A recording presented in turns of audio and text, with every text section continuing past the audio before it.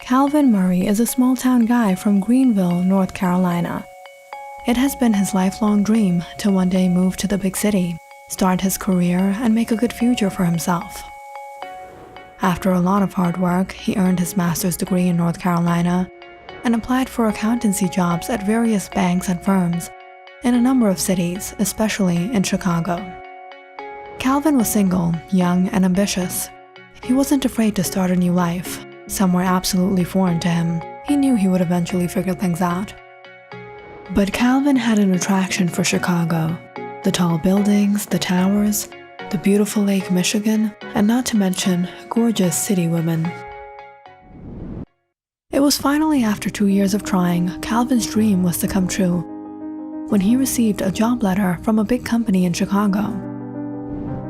He immediately booked a flight and a hotel room for the interview, which was in just 3 days. Reaching there, Calvin was anxious. This was his big chance. He couldn't let it slip from his hands. Dressing his best, he attended the interview. Though he was nervous, his employers greeted him with a smile, were impressed by his credentials, speaking to him, and Calvin conveniently ended up getting hired. Welcome to our company, Mr. Murray. We were searching for someone like you for this position. Thank you, ma'am. This is a really big opportunity for me. I'll give my best. So when will you be moving to the city? I've actually settled here already. I'm temporarily booked at a hotel room until I find an apartment around this area. Good luck.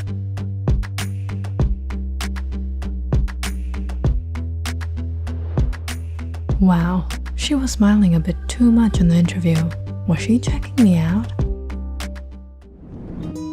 Within a few days of living in Chicago, working at the firm, Calvin was introduced to a few other guys at the office.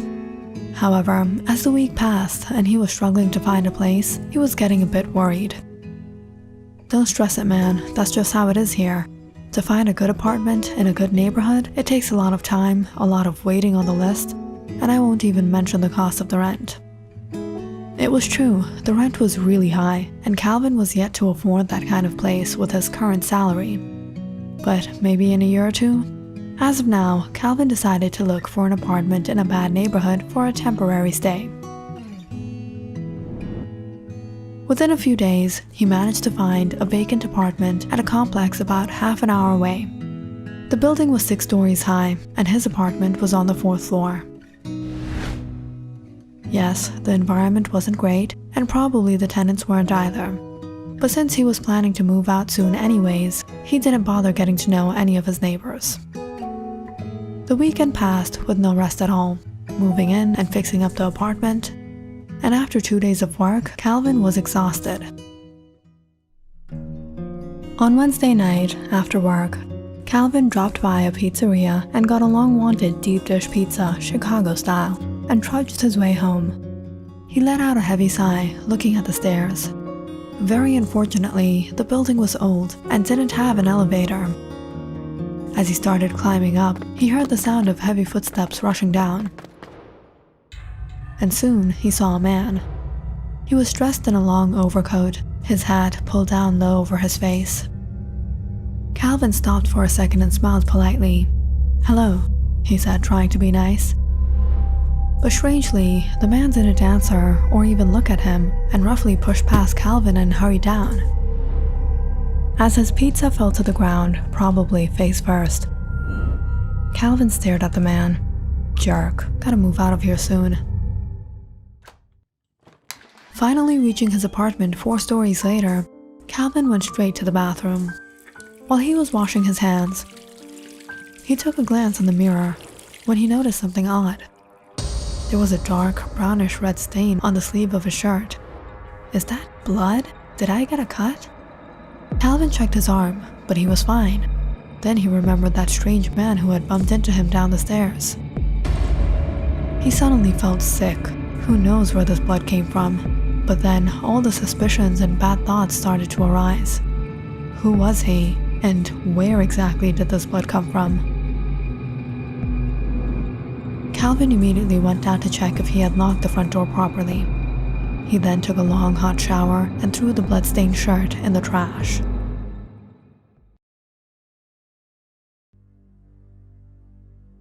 Unsurprisingly, he didn't sleep well that night. Only one thought roamed in his mind. Gotta find a new place, gotta move out of this neighborhood. The next morning, Calvin locked up the apartment well before he left for work in a hurry. He had made plans with some newly made friends to check out Chicago and at the same time note down some vacant apartments if he could. So he wasn't going to be back for 2 days and a night. Hey, Calvin, my man, how are things going? Pretty good. What about you? Good. You guys, meet my friend. He recently moved to the city. Calvin, this is Jack, Lisa, Tony, and Monica. The little getaway turned out great, checking out bars, bonfires, and barbecues by the lake. But what was more amazing was getting to know Monica. So how was it like back in North Carolina? The weather was always so warm, missed going to the beach. Well, it gets cold here, and we don't have a beach, but we have a lake. Yeah, reminds me of home. Have you ever gotten into the water at night? Why? For me, the thrill. For you, a remedy to being homesick? What are you doing?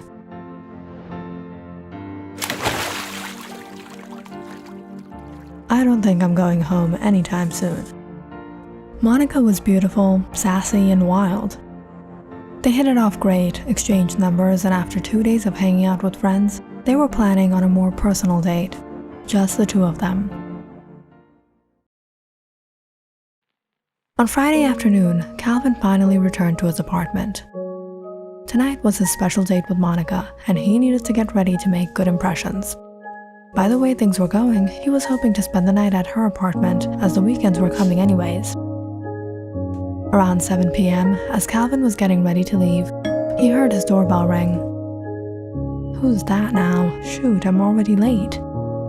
Calvin didn't want to waste any more time, but peering through the peephole, he felt a bit nervous seeing a police officer standing outside. What was he here for? Was this about the guy from that day? Did something happen around here? Am I going to get wrapped up in some trouble now? Gathering his composure, Calvin loudly asked, "Who is it?" "This is the police. I'm sorry to disturb you, sir. I was here to ask you some questions." "About what?"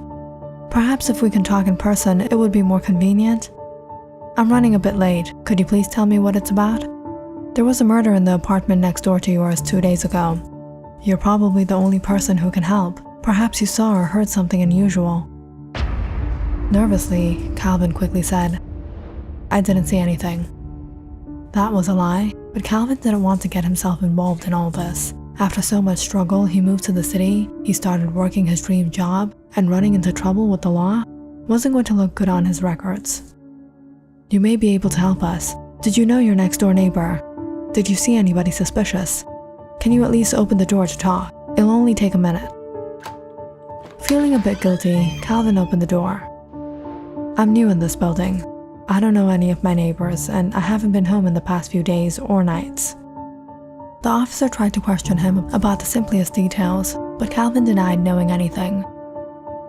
"I'm sorry, officer. I really need to get going. I can't help you."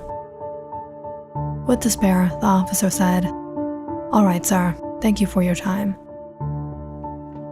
Calvin closed the door and continued getting ready for his date. He had just dodged a very complicated situation which could have gone very wrong for him and for his future. Who knew the police officer could have suspected him being involved in the crime? Good save, Calvin, good save. Calvin had to give himself some credit on how smooth he was with the police.